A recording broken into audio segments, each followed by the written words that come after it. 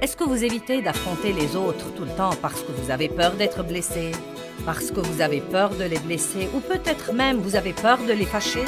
Eh bien, aujourd'hui, vous devez apprendre des moyens sains de s'y prendre avec les défis des relations. Tout de suite à l'antenne.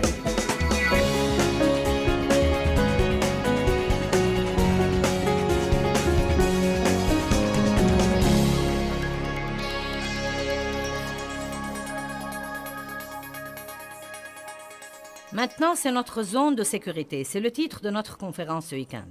Et elle parle de frontières et de limites et de marges. Elle nous apprend à rester dans les frontières de la parole de Dieu pour pouvoir être en sécurité. Le psaume 91:1 dit « Celui qui demeure sous l'abri du Très-Haut reste stable à l'ombre du Tout-Puissant, dont la puissance est imperméable aux ennemis. Je dis à l'Éternel, mon refuge et ma forteresse, mon Dieu, je m'appuie et je compte sur lui, et en lui, en toute sécurité, je me confie. » Et si vous connaissez bien le psaume 91, vous saurez qu'il continue par promesse après promesse après promesse après promesse sur la protection de Dieu contre la destruction et les fléaux qui peuvent frapper, même en plein midi. Mais il y a une note importante en bas de page dans la Bible amplifiée, en bas du chapitre, qui dit « Les promesses riches de ce psaume tout entier dépendent de répondre aux conditions des 2 premiers versets. » Donc je crois personnellement que l'abri, c'est les frontières de la parole de Dieu. Dieu ne nous dit jamais de faire quelque chose qui ne soit pas pour notre bien. Même quand je vous ai parlé auparavant de donner, Dieu n'essaie pas de vous prendre votre argent. Si vous faites ce que la parole de Dieu vous dit de faire concernant les finances, qui n'est pas donner le tout, mais donner une partie, épargner une partie et dépenser une partie, Dieu veut que vous jouissiez de ce que vous avez. Mais il ne veut pas que vous dépensiez tous les sous qui vous tombent sous la main, puis utilisez toutes les cartes de crédit qui vous tombent sous la main, car ce qui arrive, c'est que vous vivez en dehors de vos frontières, parce que votre frontière, c'est ce que vous avez.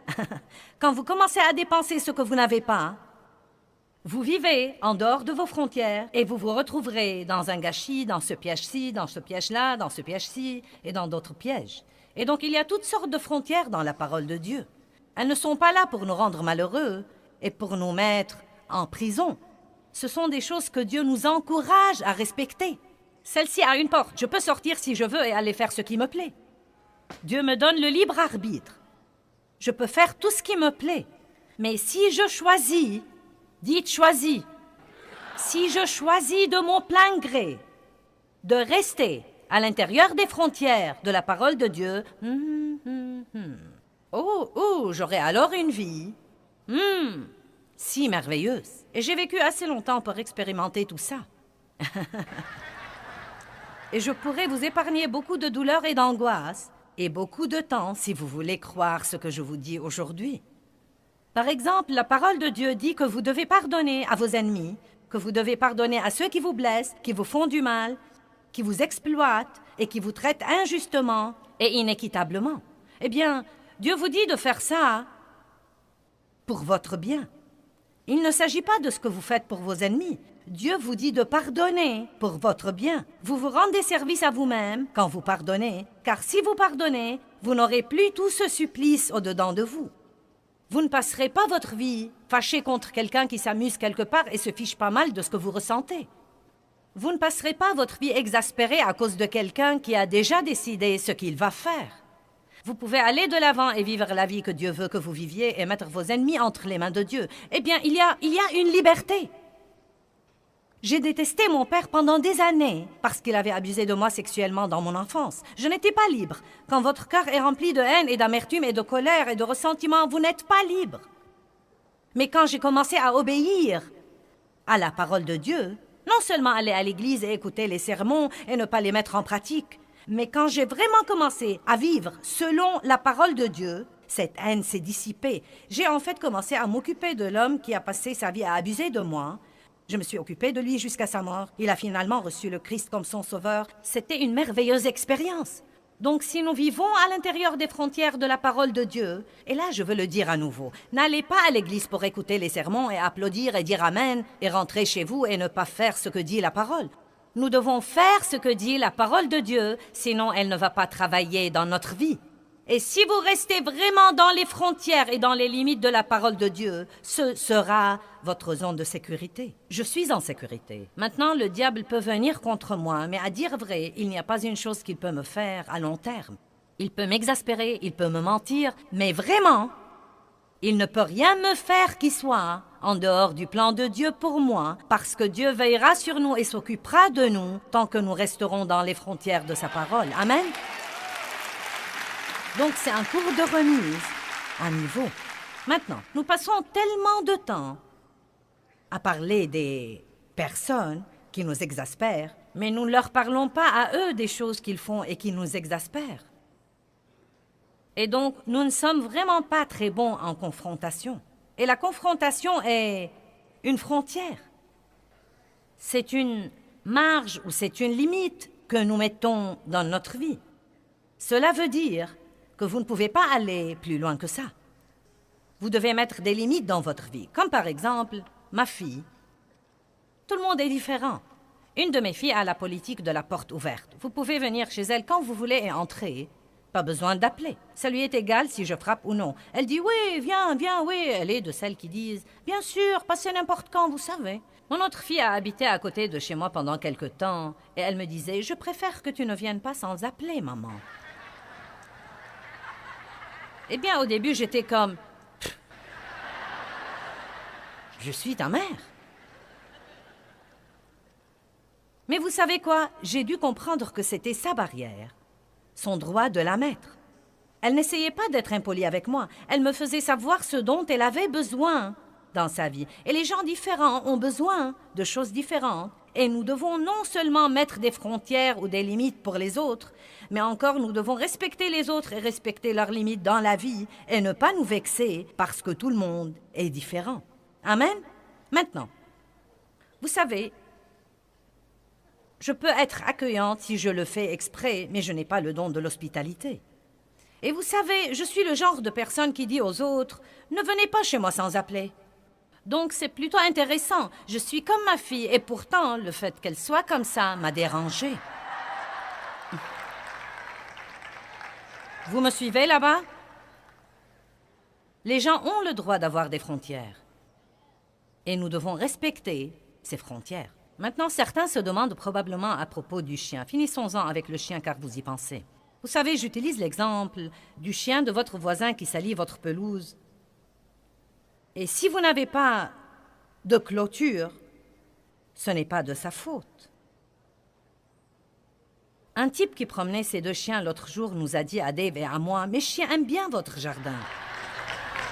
Je ne pouvais pas me vexer car je n'avais pas de clôture autour de mon jardin.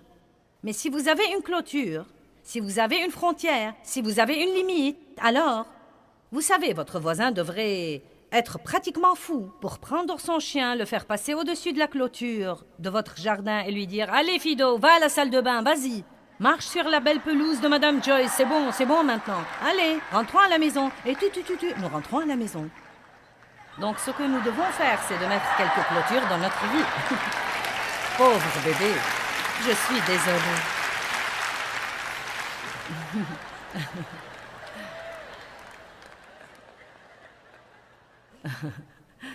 Nous devons donc mettre des clôtures dans notre vie et arrêter de laisser tout le monde nous marcher sur les pieds puis nous fâcher contre eux parce qu'ils le font. Quelqu'un peut dire Amen ce matin? Êtes-vous plein de ressentiment parce que vous sentez que quelqu'un vous exploite maintenant ou vous a exploité? Eh bien, le ressentiment est vraiment une mauvaise chose. Et il est parfois un peu difficile à détecter. Je crois que vous l'avez parfois. Vous l'avez un peu plus avec le non-pardon. Mais le ressentiment est comme une racine profonde qui s'enracine en vous et elle est comme... Elle fait quelque chose dans votre attitude. C'est presque plutôt comme un...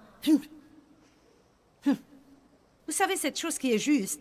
Vous savez, nous ne sommes pas ouvertement fâchés contre vous, mais nous sommes... Juste. Tu m'embêtes plutôt. Tu sais, je t'en veux plutôt. Je n'aime pas que tu sois béni et je n'aime pas que tu passes me voir. Et je n'aime pas ton allure. Vous savez, juste...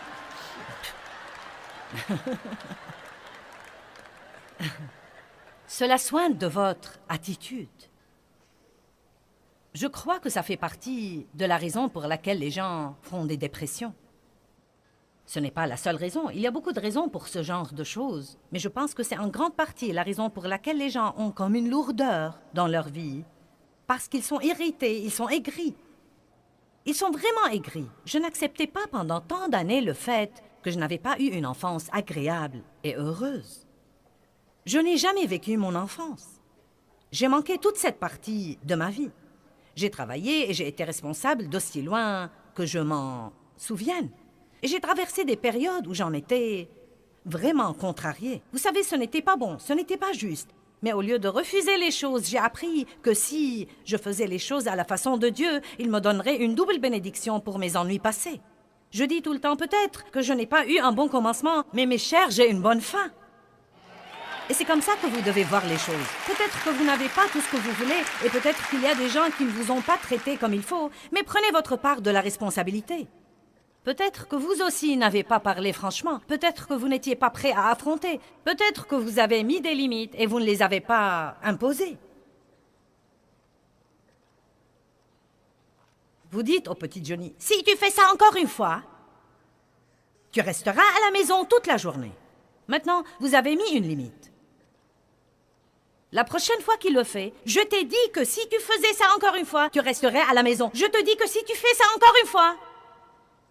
Et donc nos frontières et nos limites deviennent de la blague pour tout le monde, car nous disons que nous allons faire des choses et nous ne les faisons pas. Nous devons donc surmonter notre ressentiment si nous ne voulons pas jouer notre rôle. Avez-vous passé des années à essayer d'aider quelqu'un et il n'a toujours pas changé? Et maintenant vous regrettez les années, le temps, l'effort et l'argent que vous avez dépensé? Eh bien, peut-être que vous essayez d'aider quelqu'un et vous voulez qu'il change, mais en fait, il ne veut vraiment pas changer. Je ne sais pas ce que vous en pensez, mais j'ai tendance à secourir les gens. Je peux vraiment me mettre à secourir les gens. J'ai plutôt un genre de complexe d'héros, je crois. Je ne sais pas, mais j'aime vraiment secourir les gens. J'ai appris des leçons à mes dépens dans ma vie et j'ai appris des leçons que la Bible appelle la prévenance sage dans les 3, 4 ou même dans les 5 dernières années. Aimer les gens ne veut pas toujours dire les sauver de tous les ennuis et les problèmes qu'ils se sont attirés. Et nous n'aidons personne si nous détruisons notre vie en essayant d'aider quelqu'un qui n'est pas prêt à assumer sa responsabilité et à jouer son rôle. Et je vais vous raconter une des choses qui m'ont libérée sur ce plan. J'ai commencé à comprendre que Jésus n'allait pas de lieu en lieu pour amener les gens à le laisser les aider. Il aidait toutes les personnes qui venaient à lui. Les personnes qui venaient à lui. Et il a même dit à l'homme qui était couché au bord de la piscine de Bethesda, qui était estropié et couché là depuis 38 ans, il lui a dit, « Est-ce que tu songes sérieusement à guérir? Est-ce que tu songes sérieusement à guérir? » Et vous savez, vous lisez ça au départ dans chapitre 5 et vous pensez, « Quel genre de compassion est celle-là? L'homme est handicapé et couché là depuis 38 ans et tu lui dis... » La conversation initiale, est-ce que tu veux vraiment être guéri? Et vous savez, l'homme a dit quelque chose que nous devons tous comprendre. Il a dit, eh bien, monsieur, je n'ai personne pour m'aider. Et chaque fois que j'essaye de me jeter dans la piscine, un autre descend avant moi. Donc une grande partie de son problème était qu'il était estropié dans ses jambes et estropié dans son âme. Il était estropié dans sa détermination. Et tout ce qu'il faisait était de se coucher là et de s'apitoyer sur son sort et d'attendre que quelqu'un d'autre vienne l'aider. Mais il n'était pas prêt à jouer son rôle. Et peut-être certaines des personnes que vous avez essayé d'aider sont comme ce type. Et peut-être que vous devez vous arrêter et dire « Minute, je fais ceci et ceci et ceci, mais que fais-tu vraiment là? Est-ce que tu veux vraiment guérir ?» Nous avions une situation dans notre famille et elle est réapparue dernièrement et nous devions essayer de nous en occuper de nouveau. Elle était dans notre famille étendue. Un membre de notre famille avait gâché sa vie avec la drogue et l'alcool et c'était vraiment un vrai gâchis. Et donc, il a demandé de l'aide. Le Seigneur soit loué, nous voulons aider les gens. Donc, nous avons passé 4 ans, temps, argent, effort, prière, médecin, conseil, non mais tout ce qu'on peut imaginer. Et les choses se sont beaucoup améliorées. Mais cela m'épuisait pratiquement. Et donc, j'ai commencé à sentir que je devais maintenant, vous savez, reculer un petit peu et le laisser se remettre sur pied tout seul. Vous savez, être toujours là, mais vous ne pouvez pas être éternellement là pour quelqu'un. Et dès qu'il a été tout seul, il a recommencé. C'est ce qu'il a fait. Ça aurait pu être très décourageant pour moi de penser « J'ai perdu 4 ans et j'ai dépensé tout cet argent et tout ce temps et tout cet effort. » Mais je n'ai pas regardé la chose comme ça car je crois que les gens méritent une chance. J'ai senti que nous lui avons donné une chance de se rétablir, que Dieu nous a utilisés pour lui donner une chance. Et je crois que des graines ont été semées et j'ai continué à prier. Eh bien, les années ont passé et il a continué dans le même gâchis et c'est même devenu pire. Et donc, de temps en temps, nous recevons, vous savez, des appels ou ceci ou cela. J'ai besoin d'argent, j'ai besoin de ceci, de cela. Et je lui dis, je ne vais pas faire ça. Je ne vais vraiment pas faire ça. Tu ne vas pas m'exploiter. Regardez-moi chacun de vous. Dieu ne vous a pas appelé à laisser les gens vous exploiter. Ce n'est pas ça l'amour. L'amour, ce n'est pas laisser les gens vous exploiter et profiter de vous. L'amour, c'est être mené par l'esprit pour savoir qui aider et comment les aider et combien les aider et que faire pour eux ou ne pas faire pour eux. Et je crois parfois que comme chrétiens, nous sommes vraiment déboussolés sur ce plan, car nous croyons que si nous ne donnons pas toute notre vie à quelqu'un dont la vie est gâchée, c'est que nous ne l'aimons pas et c'est que nous ne nous sacrifions vraiment pas. Et nous sommes censés nous sacrifier pour aider les autres. Nous devons nous sacrifier pour les autres. Mais Dieu ne nous demande pas d'être. Il ne nous demande pas de laisser quelqu'un d'autre ruiner notre vie alors qu'il ne veut même pas vraiment changer ou être aidé. Quelqu'un peut dire amen à ça?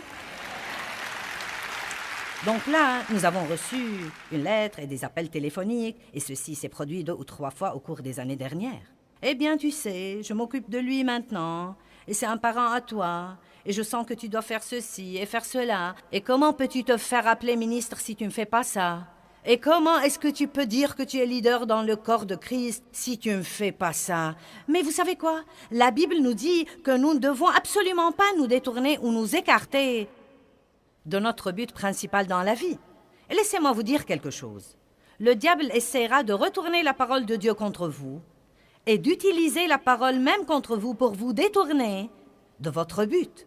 Or, ma famille est très protectrice et elle sait comment je suis. Je suis le genre sauveteur et donc, vous savez, j'ai commencé à penser, eh bien, je devrais peut-être faire ceci, je devrais peut-être faire cela, je devrais peut-être faire ceci. Et notre Benjamin me parlait l'autre jour et il m'a dit, je vais te dire ce que tu ne vas pas faire. Et vous savez, traitez bien ces enfants car un jour ils deviendront votre patron. Et il est maintenant le directeur général de tout notre ministère aux États-Unis et donc, de temps en temps, il entre là et dit à sa maman ce qu'elle devrait faire. Et il le fait parce qu'il m'aime et qu'il veut me protéger. Et Dave fait la même chose. Vous savez, Dave me dit ce que je ne devrais pas faire et ce que je devrais faire. Et vous savez, parfois je leur dis, est-ce que vous devez toujours me dire que faire? Vous savez, mais c'est pour ma protection parce que nous ne prenons pas toujours les meilleures décisions. Et donc, ils savent comment je suis et ce que serait ma tentation. Eh bien oui, eh bien, je crois que ce n'est pas un très bon exemple. Et vous savez, peut-être que je devrais faire ceci et faire cela. Mon Benjamin m'a dit, voici ce que tu peux faire et ce que tu ne peux pas faire. S'il y a un centre de traitement et que ça exige de l'argent et que tu veux vraiment faire ça, ça va. Si tu veux envoyer quelqu'un pour surveiller la situation, ça va. Mais voici ce que tu ne vas pas faire. Tu ne vas pas réintégrer cette personne dans ta vie quotidienne. Tu te sens bien maintenant. Tu as de l'énergie. Tu portes du fruit. Tu jouis de ta vie. Et tu ne vas pas laisser quelqu'un qui ne veut même pas vraiment s'aider lui-même, revenir dans ta vie, te voler tout ça. Eh bien, aidez les gens. Mais vous devez parfois venir à leur aide de loin. Vous ne devez pas laisser les gens s'impliquer dans votre vie et la vider de tout. Laissez-moi vous dire quelque chose. Aider les gens ne signifie pas que vous devez toujours tout faire pour eux et ne leur laisser rien à faire par eux-mêmes. Et croyez-moi, si ce type montrait un peu d'intérêt pour s'aider lui-même et faire un petit effort, nous nous mettrions en 4 pour lui. Mais je ne vais plus avoir de relation unilatérale dans ma vie où quelqu'un ne fait que prendre et je ne fais que donner. Je ne crois pas que ce soit de la piété.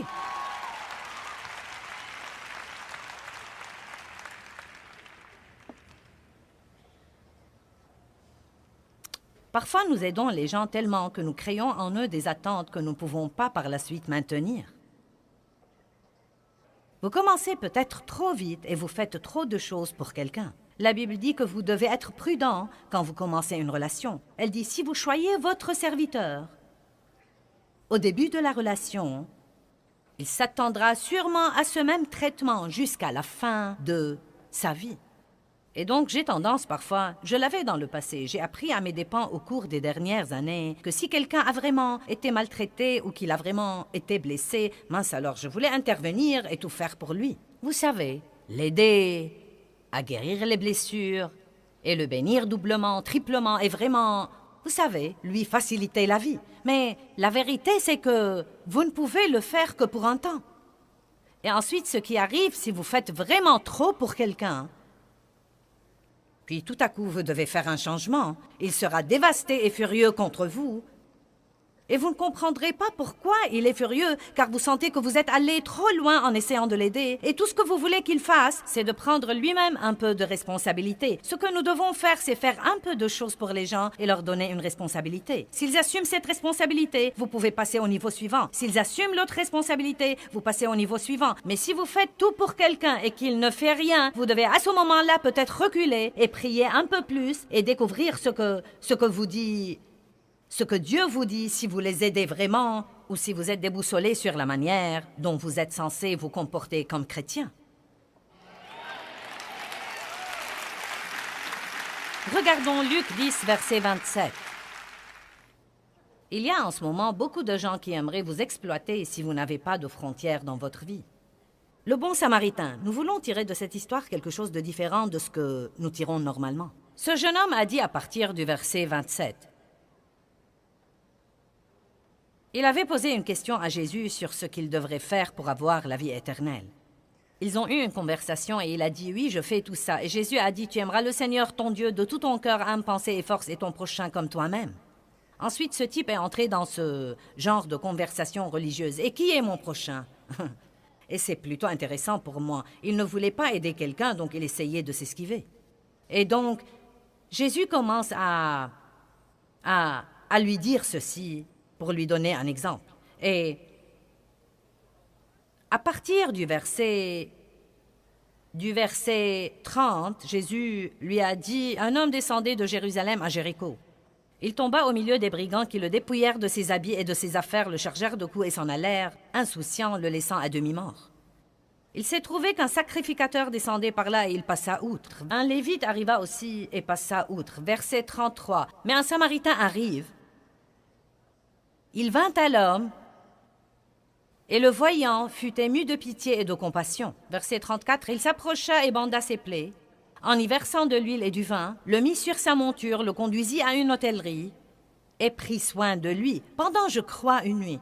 Et le lendemain, il tira 2 deniers, le salaire de 2 jours, les donna à l'hôtelier, et lui dit, « Tiens, aie soin de lui, car je dois aller quelque part et faire quelque chose, et à mon retour, nous ferons les comptes. » Maintenant, la chose que nous pouvons en tirer et que nous n'avons peut-être jamais vue auparavant, c'est... Voilà un type qui a fait ce qu'il pouvait faire pour quelqu'un, mais il n'a pas essayé d'aller si loin jusqu'à gâcher sa vie et les autres choses dont il était responsable.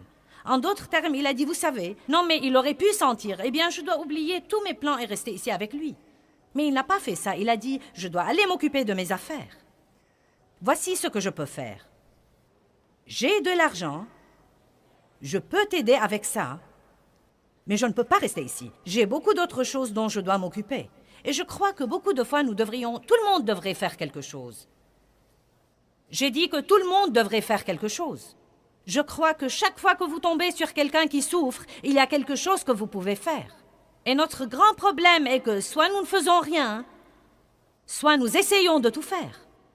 Ce que nous devrions faire, c'est de savoir quel est mon rôle là-dedans, parce que nous sommes encore de croyants. Et Dieu élèvera quelqu'un pour faire quelque chose et quelqu'un d'autre pour faire autre chose et quelqu'un d'autre pour faire autre chose. Mais vous ne devez pas culpabiliser si vous sentez que vous ne pouvez pas faire le tout vous-même.